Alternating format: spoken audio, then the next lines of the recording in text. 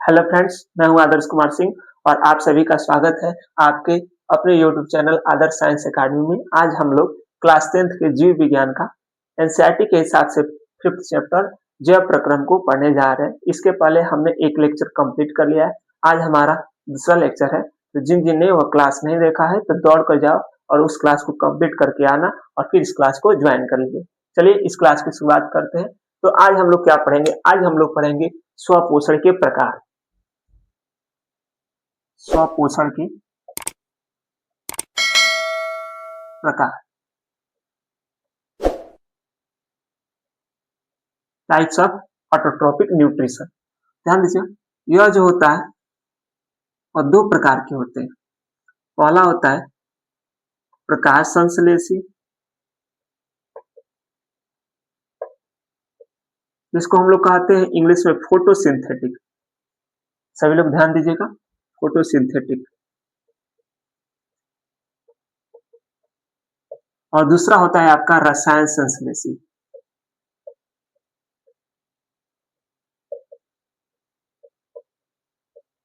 जिसको हम लोग इंग्लिश में बोलते हैं कीमोसिंथेटिक।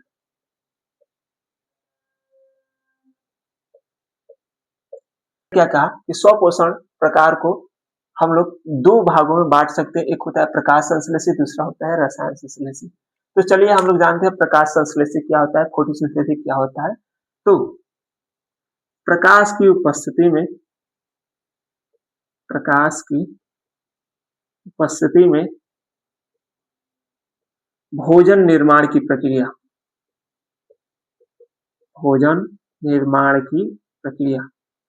प्रकाश की उपस्थिति में भोजन निर्माण की प्रक्रिया क्या कहलाती है? प्रकाश संश्लेषी। ठीक है, तो हम इसका एग्जाम्पल की ओर बढ़ेंगे। तो इसके एग्जाम्पल में हम लोग याद रख लेंगे हरे पेड़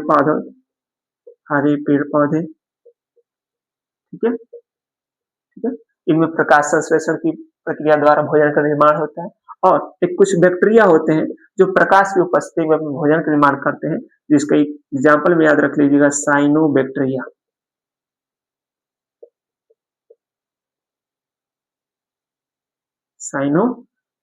प्रकाश की उपस्थिति में भोजन का निर्माण करते हैं, प्रकाश संश्लेषी कहलाते हैं, जैसे हरे पेड़ पालक और साइनोबैक्टीरिया। चलिए आगे की ओर देखते हैं, रसायन संश्लेषी क्या होता है। तो यहाँ पर जो होता है वो प्रकाश अनुपस्थित होता है, मैंने यहाँ पर प्रकाश की उपस्थिति नहीं होती है, प्रकाश अनुपस्थित होता है। ठीक है, तो ये लोग अपने भोजन का निर्माण जो होता है वह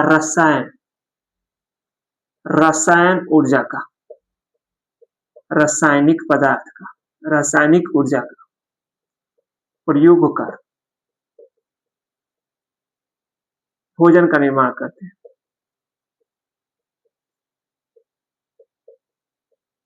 क्या हमने कहा कि रसायन संश्लेषी में आपका प्रकाश क्या होता है? अनुपस्थित होता है, अब्सेंट होता है, नहीं पाया जाता है।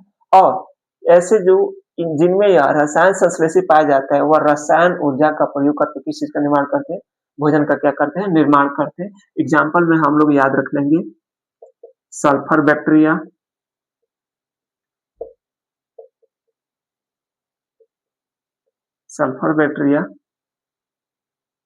जो सल्फर बैक्टीरिया होता है वह सल्फर का उपयोग करते हैं, सल्फर केमिकल का उपयोग करके अपने भोजन का निर्माण करते हैं।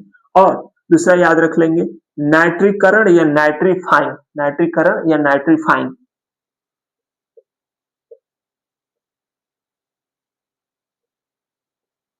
बैक्टीरिया। और यह जो होता है वह नाइट्रोजन का उपयोग करके अपने भोजन का क्या करता है? निर्माण करता है। एक बार दोबारा हम लोग इसको रिकैप करते हैं।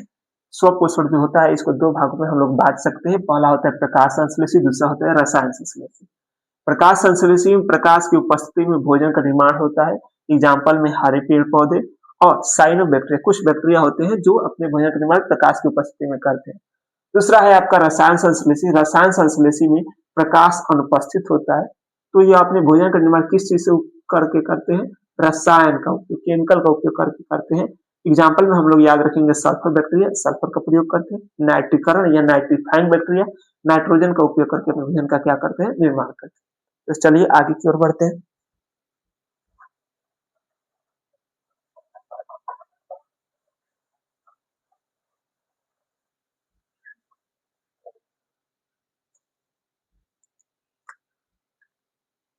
आगे हमारा है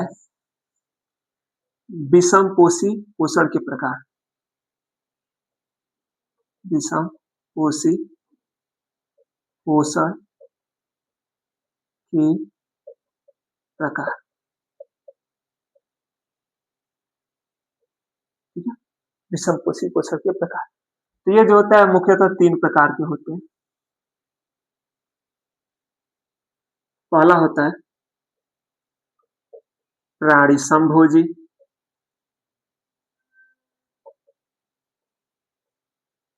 दूसरा होता है आपका परजीवी,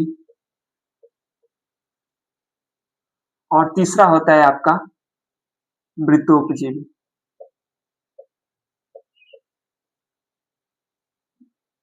ठीक है, विषमपोषी पोषण प्रकार 3 प्रकार के होते हैं। एक होता है प्राणी समभोजी, परजीवी और मृतोपजीवी। प्राणी समभोजी को हम इंग्लिश में कहते हैं सेप्रोजोइक, परजीवी को पैरासाइट और मृतोपजीवी को हम कहते हैं होलोजोइक। ठीक हो गया, सेप्रोजोइक, पैरासाइट और होलोजोइक। ठीक है, ये क्या क्या होते हैं तो ध्यान दीजिएगा। प्राणी समभोजी जीव उनको हम लोग कह सकते हैं जो अपने भोज्य पदार्थ को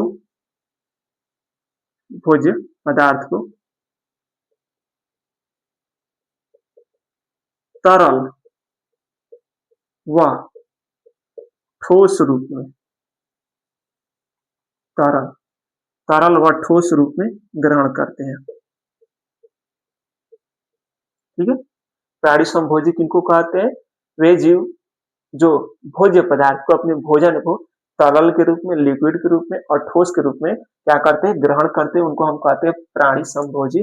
इसका एग्जाम्पल हम लोग अपना ही लिख कर लेंगे, मनुष्य हो जाएंगे और अमीबा याद रख लीजिएगा। ठीक है, मनुष्य और अमीबा। आगे परजीवी क्या होते हैं? परजीवी ये ऐसे जीव होते हैं जो दूसरे के शरीर पर आश्रित रहते हैं, दूसरे के शरीर पर आश्रित रहते हैं।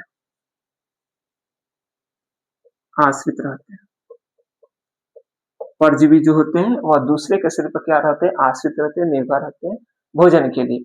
ठीक, और यह जिस शरीर पर आश्रित रहते हैं उस शरीर को काफी नुकसान पहुंचाते हैं, लेकिन उसको मृत नहीं करते हैं। काफी नुकसान पहुंचाते हैं लेकिन उसको मृत नहीं करते हैं, मारते नहीं है। ठीक, परजीवी ऐसे जीवों को कहा जाता है जो दूसरे जीव के शरीर पर क्या रहते हैं? आश्रित रहते हैं। वह उस शरीर को काफी नुकसान पहुंचाते हैं लेकिन उनको मारते नहीं। एग्जाम्पल में हम लोग याद रख लेंगे, जैसे एक अमरवेल की लता होती है जो पेड़ों की शाखाओं पर चढ़ जाती है और उनसे अपना पोषण लेती है। अमरवेल लता, ठीक है, ठीक। और उसके बाद हम लोग जानेंगे जोक, इसके एग्जाम्पल में जोक हो गए, खटमल हो गए और फीताकृमि। ये सभी आपके क्या है? पैरासाइट्स है जो दूसरे के शरीर पर आश्रित रहते हैं, उनको मारते नहीं, नुकसान पहुंचाते हैं। ठीक है, जैसे अमरवेल की लताएं हो गई, जोक हो गए, खटमल हो गए, फीताकृमि हो गए। ठीक है, अब आते हैं मृतोपजीवी क्या होता है। तो मृतोपजीवी ऐसे जीवों को कहते हैं, ठीक है, जो अपना जो भोजन है मृत शरीर से प्राप्त करते हैं। भोजन मृत शरीर से प्राप्त करते हैं। एग्जाम्पल में हम लोग क्या याद रखेंगे? एग्जाम्पल में हम लोग याद रखेंगे जीवाणु याद रख लेंगे, कवक याद रख लेंगे और इष्ट याद रख लेंगे। अब एक बार इनको दोबारा हम लोग रिकेप करते हैं। देखिए हमने क्या क्या पढ़ा। प्राणी समभोजी जीव ऐसे जीव होते हैं जो अपने भोज्य पदार्थ को, भोजन को तरल और ठोस रूप में, लिक्विड और सॉलिड रूप में ग्रहण करते हैं। एग्जाम्पल में मानव, मनुष्य, वही बात हुआ, और अमीबा। ठीक है, परजीवी जीव क्या होते हैं? ऐसे जीव जो दूसरे के शरीर पर निर्भर रहते हैं, आश्रित रहते हैं, उनको काफी हद तक नुकसान पहुंचाते हैं लेकिन उनको मृत नहीं करते हैं। एग्जाम्पल में अमरवेल की लताएं कर लीजिए, जोक कर लीजिए, खटमल कर लीजिए, फीताकृमि। और मृतोपजीवी क्या होता है, तो ऐसे जीव जो अपना भोजन जो है वो मृत शरीर वो जंतु का भी हो सकता है और पादप का भी हो सकता है, ठीक है, उससे प्राप्त करते हैं, तो उसको हम कहते हैं मृतोपजीवी। एग्जाम्पल में जीवाणु, कवक और इसको स्क्रीनशॉट कर लीजिए, आगे की ओर बढ़ा जाए। चलिए आगे।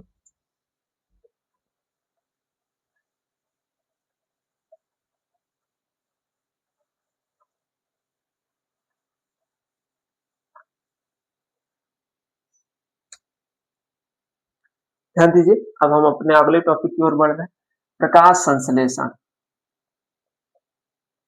प्रकाश संश्लेषण, ठीक है, फोटोसिंथेसिस।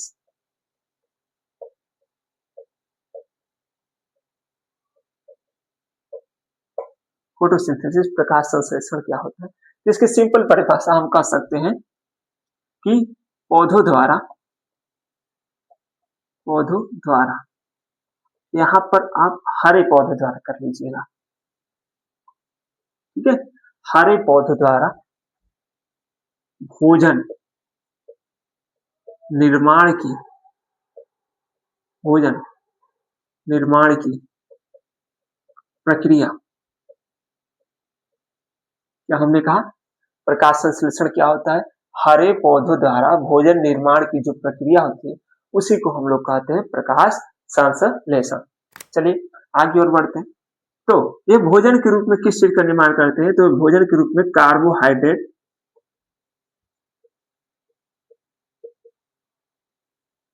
अर्थात ग्लूकोज का निर्माण करते हैं,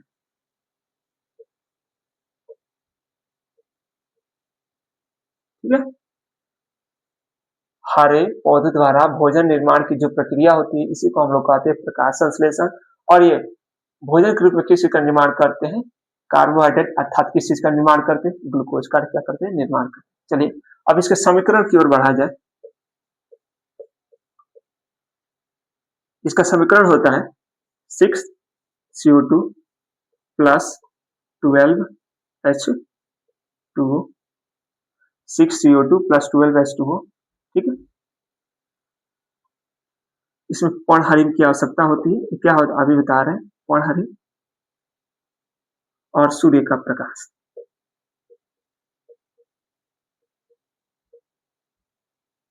ठीक, अब यहां ध्यान दीजिए, जो पौधे होते हैं, पौधे प्रकाश संश्लेषण की प्रक्रिया में जो पौधे होते हैं वह वायुमंडल से लेते हैं कार्बन डाइऑक्साइड, मृदा से लेते हैं जल, खनिज लवण, और सूर्य से क्या लेते हैं, सूर्य का प्रकाश। और पत्तियों में हरे रंग का एक पिगमेंट होता है जिसको हम लोग कहते हैं पर्णहरित, क्या कहते हैं, पर्णहरित।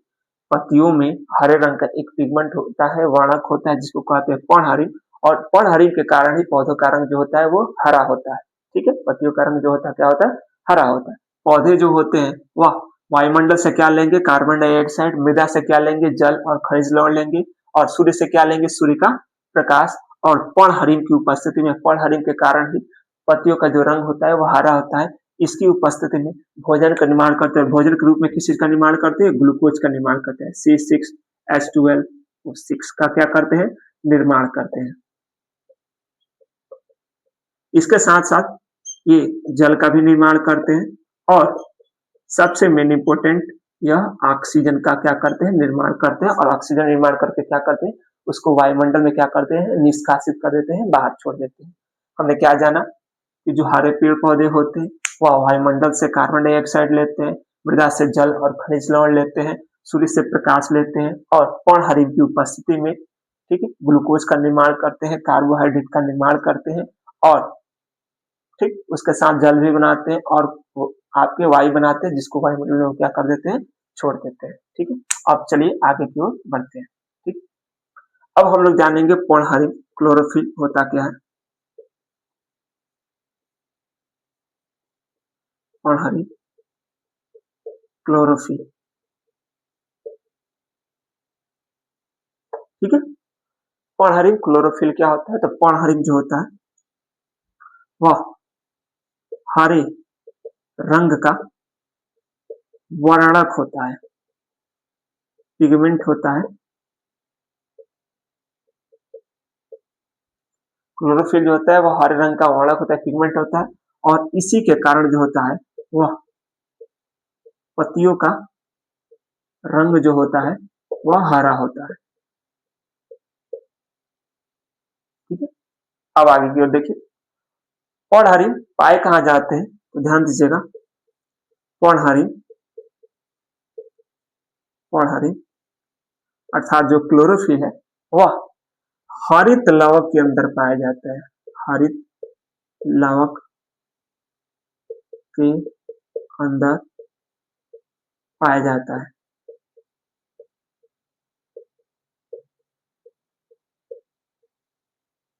पर्णहरिण कहाँ पाया जाता है, हरित लवक के अंदर पाया जाता है। अब हम लोग जानेंगे हरित लवक क्या होता है। ठीक है, इसका स्क्रीनशॉट ले लीजिए, इसको हम लोग मिटा रहे हैं। ठीक,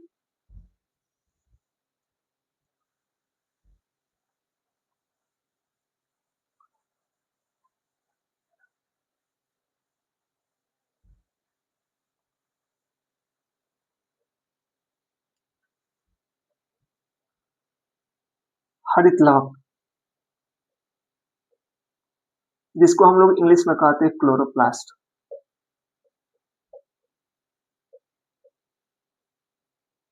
ठीक है, हरित लवक क्लोरोप्लास्ट क्या होता है, तो ध्यान दीजिएगा। यह हरे रंग का पादप पेड़ पौधों का कोशिकांग होता है, ऑर्गेनल्स होते हैं। दो भागों में टूटेंगे तो ये टूटेगा कोशिका प्लस अंग। ठीक है, हरित लवक क्या होता है, हरे रंग का पादप कोशिका का क्या होता है, अंग होता है। ठीक, और यह करता क्या है, यह करता क्या है, यह प्रकाश संश्लेषण का कार्य स्थल होता है, कार्य स्थल होता है। इसका क्या मतलब हुआ, इसका मतलब यह हुआ कि जो प्रकाश संश्लेषण की प्रक्रिया होती है वो पत्तियों के कहाँ होती है, हरित लवक में होती है। कहाँ होती है, हरित लवक में। और हरित लवक के अंदर आपका क्या पाया जाता है, पर्णहरिण पाया जाता है। ठीक? हरित लवक जो होता है वो हरे रंग के पादप कोशिका का क्या होता है, अंग होता है। ठीक है, और हरित लवक के अंदर ही आपकी कौन सी प्रक्रिया होती है, प्रकाश संश्लेषण की प्रक्रिया होती है। हरित लवक के अंदर आपको क्या पाया, इनसाइड में क्या पाया जाता है, आपका पर्णहरिण पाया जाता है। चलिए और आगे की ओर बात करते हैं। जो आपके पत्तियों में जो आपका पर्णहरिण है, जिनके कारण पत्तियों का जंग जो रंग है वो हरा होता है, तो जो पर्णहरिण होता है वही प्रकाश ऊर्जा को अवशोषित करता है, प्रकाश ऊर्जा को अवशोषित करता है।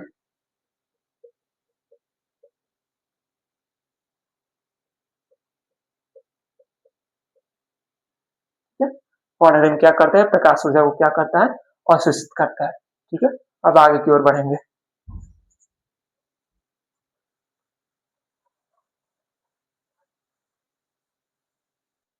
तो चलिए अपने टॉपिक की ओर आगे बढ़ते हैं। अगला हमारा टॉपिक है प्रकाश संश्लेषण का महत्व।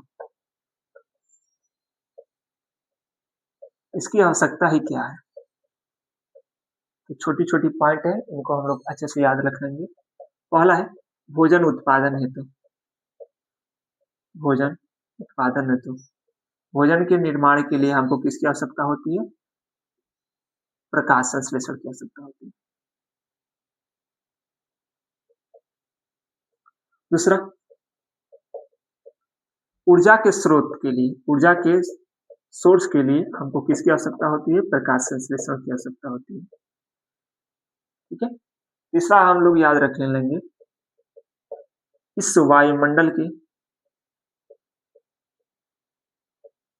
के शुद्धिकरण,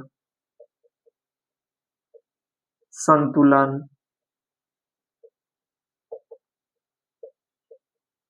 व नियंत्रण हेतु, नियंत्रण हेतु हमको किस चीज की आवश्यकता होती है, प्रकाश संश्लेषण की आवश्यकता होती है। ठीक है, और अंतरिक्ष यात्रा में जो अंतरिक्ष यात्री होते हैं जो अंतरिक्ष की यात्रा करते हैं, तो उसमें भी प्रकाश संश्लेषण का बहुत काफी इंपॉर्टेंट रोल है अंतरिक्ष यात्रा में। ठीक है, हमने क्या कहा, प्रकाश संश्लेषण का महत्व कहाँ कहाँ है, भोजन उत्पादन में है, ऊर्जा के स्रोत में है, वायुमंडल के शुद्धिकरण, संतुलन एवं नियंत्रण में है, और अंतरिक्ष यात्रा। ठीक है, अब आगे की ओर अपने टॉपिक की ओर बढ़ेंगे।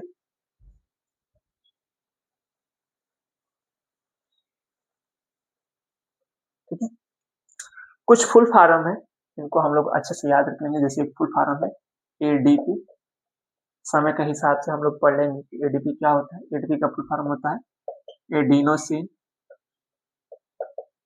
ट्राइफॉस्फेट, सॉरी डाई, डी है ना, डाई, डाइफॉस्फेट, और एटीपी। एटीपी का फुल फॉर्म हो जाएगा आपका एडिनोसिन, डी फॉर याद रखेंगे डाई, और टी फॉर याद रखेंगे ट्राई।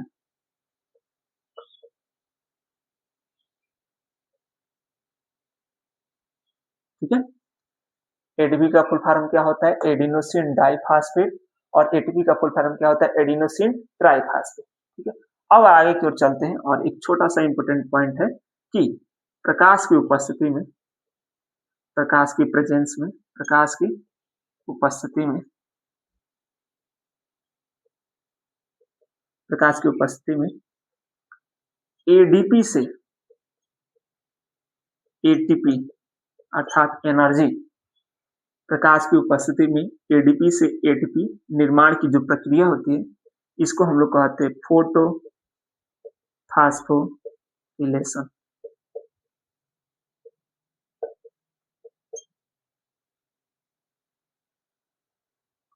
ठीक है, प्रकाश की उपस्थिति में एडीपी से एटीपी निर्माण की जो प्रक्रिया होती है, एनर्जी का निर्माण होता है, उस प्रक्रिया को हम लोग कहते हैं फोटो फास्फोरिलेशन।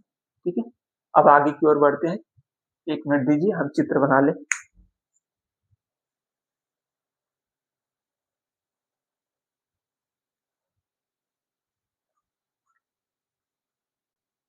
तो आइए, हमारा चित्र बन गया। अब हम लोग जानेंगे क्या हमारा टॉपिक है, पत्तियों की बाह्य संरचना, बाह्य संरचना। तो पत्तियों की बाह्य संरचना देखेंगे। ठीक है, तो ध्यान दीजिएगा, सब अच्छे से ध्यान दीजिएगा। ये आपको, ये जो बीच वाला है, जो रेखा जाती हुई दिख रही है,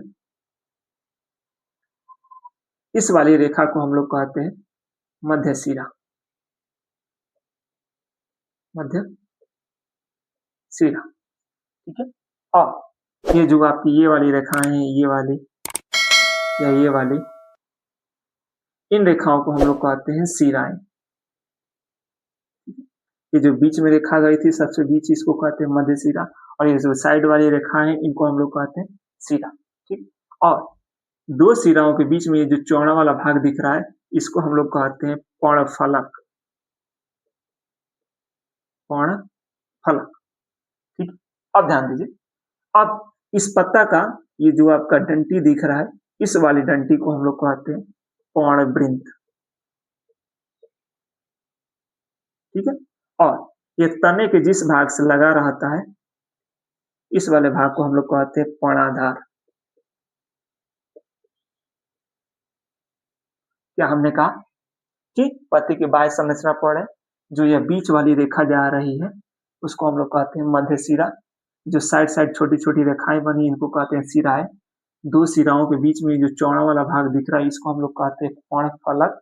और जो पत्ती का ये जो वृंत दिख रहा है, ये पकड़ने वाला जो भाग दिख रहा है, इसको कहते हैं पर्णवृंत। और तने के जिस भाग से पर्णवृंत आपका चिपका हुआ है, सटा हुआ है, इस भाग को कहते हैं पर्णाधार। तो चलिए एक एक करके इन टॉपिक को समझते हैं।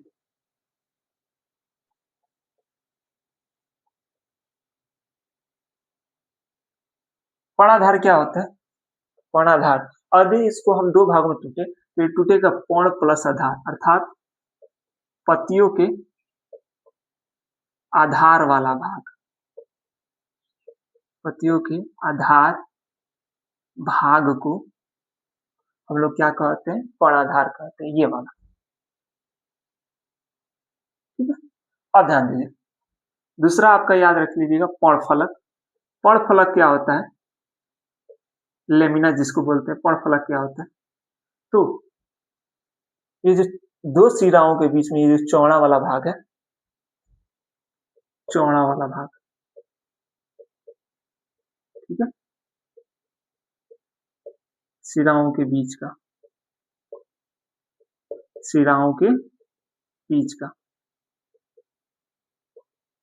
जो चौड़ा वाला भाग है, ये वाला भाग है, ये वाला भाग हो गया, ये वाला भाग हो गया, ये आपका ये, तो चौड़ा वाला जो भाग होता है सिराओं के बीच में, इसको हम लोग कहते हैं पर्णफलक। और यह करता क्या है, यह भोजन की निर्माण की जो प्रक्रिया होती है, भोजन निर्माण की जो प्रक्रिया होती है, निर्माण की प्रक्रिया में हेल्प करता है, यह भोजन बनाता है। ठीक है, यह कह सकते हैं। ठीक है, पर्णफलक क्या कहते हैं, भोजन निर्माण की प्रक्रिया में क्या करता है, हेल्प करता है। आगे की ओर देखेंगे, आगे की ओर जो है वो सिराएं, सिरा, ये जो आपको छोटी छोटी रेखाएं दिख रही हैं, ये वाली भी हो गई, ये वाली हो गई, ये वाली, ये वाली, तो सिराएं क्या करते हैं, यह जल आपूर्ति का कार्य करते हैं। जल आपूर्ति मतलब जल पहुंचाने का, जल पत्तियों के विभिन्न भागों में जल पहुंचाने का क्या करते हैं, कार्य करते हैं। और चौथा आपका हो गया, चौथा हो गया आपका, क्या छूट गया हमारा, पर्णवृंत, पर्णवृंत हो गया। ठीक है, तो पर्णवृंत क्या होता है, तो पर्णवृंत क्या होता है, तो पत्ती का वृंत या पत्ती का पकड़ने वाला भाग। आज के लिए इतना ही, मिलेंगे अगले वीडियो में। अगर आपको इसमें कुछ भी डाउट हो तो आप हमें कमेंट कर दीजिएगा, हम आपके कमेंट को अवश्य आंसर करेंगे। तब तक के लिए धन्यवाद, हंसते रहिए, मुस्कुराते रहिए।